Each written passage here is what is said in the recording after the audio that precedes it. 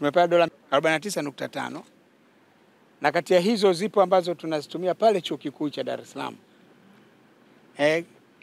Campus yetu ya pale Chuo Kikuu cha Dar es Salaam. Lakini kwa maelekezo ya rais pia alitaka tujenge Chuo Kikuu cha Dar es Salaam kitoke kiende kwenye mikoa na kujenga shule zake. Na hasa zaidi imelenga kwenye mikoa ambayo haina vyuo vikuu. Kwa maelekezo ya rais, mkoa huo kwa kwetu sisi ni mkoa wa Lindi na mkoa wa Kagera.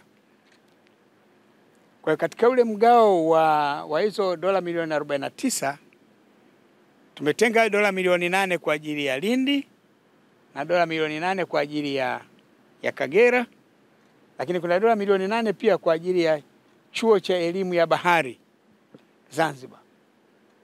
Kwa hiyo ndio msingi wa hili kinachoendelea.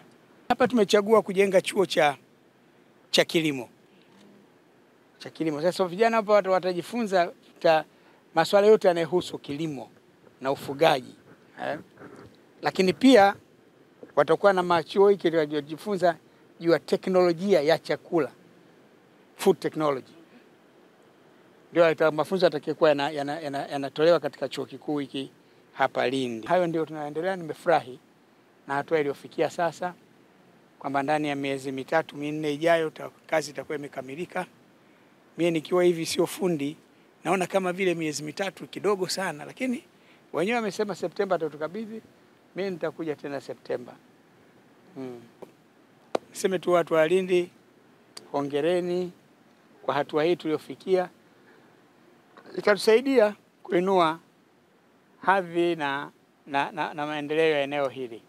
Kwamba unajua mnapojenga taasisi kama hii, watu wana tabia ya kuja kujenga kuzunguka. Kwa hiyo ni vizuri halmashauri ya manispaa waanze sasa kupima viwanja na kuyatenga maeneo ili watu wasije wakajenga ovyo ovyo. Subscribe kwa kubonyeza kitufe chekundu chini ya video hii na kisha bonyeza alama ya kengele ili uwe wa kwanza kupata kila kinachotokea muda wowote hapa Mashujaa TV.